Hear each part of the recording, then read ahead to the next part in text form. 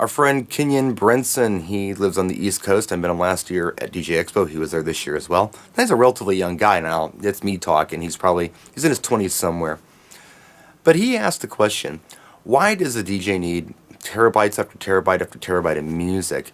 He's got like 30 gig of music, and that's more than enough for him in the gigs that he does. And I can respect that. Now, way back in the old days, when we used to use records or CDs or whatever, we couldn't bring everything we had with us because it would just be too much. We didn't have room in the vehicle, and even if we did, how to organize all this stuff. How would you do it? You would have to have a giant cargo van to do this, and you would make a big mess having all this stuff all over the place. So what you did was you cherry-picked crates. These are my best tunes here, and these are some other tunes, just in case I run into somebody who wants, maybe more R&B, or more rock, or more disco, or more top 40, or more house, or whatever the case may have been. It was limited. So going back to those days, if someone were to tell me that I could literally have my entire music library, and a huge one at that, at my fingertips, that would have been very attractive to me. That would have made me a better DJ, because there were several times where you're playing a set and you're thinking to yourself, wow, if I had that one track that I didn't bring with me, it would have been perfect. Or you get that request from that pretty girl. You want to impress her, but you didn't bring it with you, and you feel like a heel. For instance, just to give you an example, Pour Some Sugar on Me is a staple, right? And I was a big fan of the Hysteria album, but I didn't like that track. In fact, that track confused me. I thought it was about either hobos or hillbillies, because the first thing I heard was Living Like a Bum, Baby, Come and Get It On. Then Looking Like a Tramp, and then the chorus to me sounded like Possum Shooting All Day. Of course, until a week later or so, I said, oh, okay, that's what the track is. But no, big fan of the album, not a big fan of that track. And I owned it when it came out, but I didn't carry it because it never occurred to me to play any songs on that record. In fact, I didn't add Pour Some Sugar on Me to my sets until probably the mid-90s. That's when it kind of became a staple. I never thought it was a good dance song. I never felt that it was a good song. I felt like the rest of the tunes on the album were much stronger than Pour Some Sugar on Me. But what do I know? I mean, it's not about me, right? It's about the client. What's the client like? What are the people like? It's not about whether or not I feel it. That's kind of the thing. Now, I also told the story that, I just ripped in a bunch of Prince. I had a small Prince library, and I'm a big collector. I own a lot of the releases that Prince did, and a lot of the bootlegs from the beginning, 78, all the way through 2000. Not everything, but an awful lot, at least 100 or more. But I only had like 500 megabytes of Prince in my collection. It was the stuff that I liked. When I ripped the stuff in, it didn't occur to me that I was going to be DJing with MP3s someday. And recently I've gotten some requests for some Prince stuff that I didn't have because I didn't like it, or maybe it was a little bit of a deeper cut. And the crowd would have been great with it. I think the crowd would have enjoyed that track, but I didn't have it. So I recently ripped in all the Prince I could locate in storage. I know there's more, and it turned out to be about 11 gig. And Kenyon says, why do you need 11 gig of Prince? You're never going to play 11 gig of Prince. Well, first of all, I know every song in that 11 gig. I don't like every one of them, obviously, because I didn't rip them all in to begin with. But now at least I have them. Well, why bring something along that, maybe you don't need? Well, here's my argument on that. In my hand, I have 5 terabytes in my hand, right here, on these 4 hard drives. I've got 2 2 terabyte and 2 1 terabyte. That equals 5. There's music video on here. There's music on here. There's some backup on here. It's not full. It's not a full 5 terabyte, but look at this in the palm of my hand. I have about any music video you could ever want. I have about any song you could ever want. I'm still missing a few things. I'll get into that in a minute, but wow.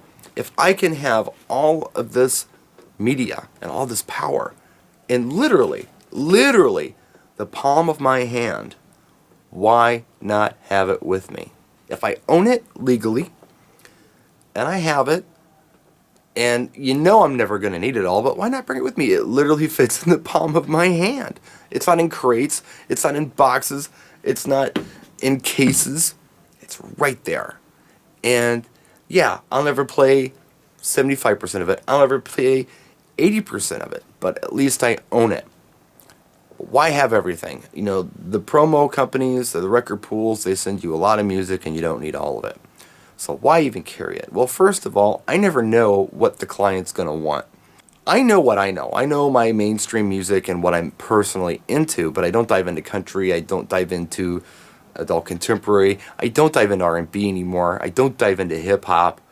But, good God, I have it. If someone wants it and they know it, I have it. I never thought that I would ever play Chain Reaction by Diana Ross. I never thought I would play Could This Be Magic by Take That, the Barry Manilow remake. Why would I ever play that?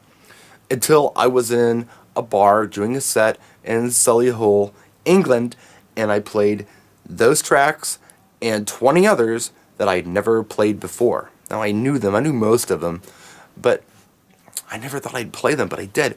I was in a club playing a couple of years ago at Evolve, and a guy came up to me from Chicago, and he says, "Do you have any Keith Nunnally?" I'm like, "Well, as a matter of fact, I do." And I played it. It turns out that Keith Nunnally was his next door neighbor, and he thought that was really cool. They had a great night. They enjoyed themselves. What if some track that you've never heard of, it never got any airplay or whatever, what if you're doing a wedding somewhere and somebody's uncle actually was in that band, and they come up to you and they say, "Oh yeah, do you have, Travis Wilson's Shut Up, I'm Trying to Sleep," or whatever the name of the track is, and it turns out you got the damn thing? I mean, how cool are you? There are tracks that no one's going to feel in here. There are tracks that, one person just might feel, and maybe it's your bride. Maybe if the one person who feels that track is the bride, it's worth having. And that's happened a lot.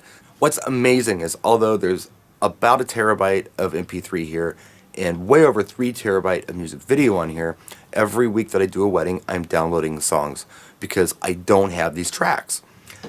And that's just crazy to me. These brides and grooms ask for songs I never heard of. They're asking for album tracks. They're asking for things that weren't released in the States. I'm constantly downloading off of Amazon or hunting for tracks. Usually, they're requesting 5 or 6 specialty songs for the grand entrance, father-daughter, mother-son, first dance, whatever the case might be. And, the truth is that I usually have maybe 25% of the tracks they're looking for. The other ones I'm actually going out and hunting down and finding, on average. That's crazy to me. So what that tells me is I can never have enough music, right? That's me. Now, as far as organizing this music, that's the tricky part, and I think that's where a lot of people fall into these pitfalls, where they have so much stuff, they have no idea what it is, they don't know how to search for it, what to do with it, whatever. Someone had made the comment on the Facebook post that I made, is that, they hear a lot of the same songs in my video gig logs. And well, obviously, Brian's got a folder that he's playing from, and that's like a go-to folder. Truth is, I don't have a folder. I've never used a folder. I kind of play off of memory. The reason you see the same tracks every week is because really those are the tracks that work the best. I'm playing a lot of other tracks, but I'm turning my camera on when I feel like I'm getting a good reaction from the crowd. I'm not leaving it on all night. That you might see some dance floors that aren't quite as full with some of the requests that I get or some of the other things that I throw out there. But just for experimenting purposes, I decided to make a new category in my music program, and it's like a virtual folder. I'm just putting tunes in there, and I'm calling it my DJ music. And I started last night. I worked on it for about an hour and a half, and I think there's close to 300 tracks in there that I do have in rotation. I didn't even get into the top 40. I didn't look over the Mobile Beat Top 200, which is probably a list that I'm missing a lot of. The tracks I don't think about playing, and maybe I should. And if I had a go-to list or folder or something in my files, in my program, perhaps I would play them more. But the point is that, I don't understand why you wouldn't carry as much music as possible. I understand how you can get unorganized. I understand how you can get overwhelmed if you don't do things right. But if you think about, maybe making even a physical folder of your top tracks or tracks that people have asked for.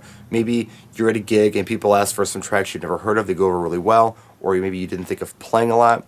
Maybe you add those tracks to some kind of list or virtual crate, or even, like I say, an MP3 folder, and go to it once in a while. It helps give you some ideas. And in the meantime, when people are requesting things you never heard of, you can always just search your program and pull it out, as long as you update your music properly. So, I don't know. Again, palm of my hand, all this stuff. And it's never enough. I'm always coming up with songs that I should probably, add.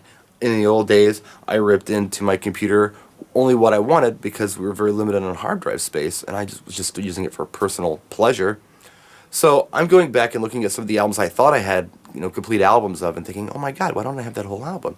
Grabbing it out of storage, ripping it in again. Why not have it?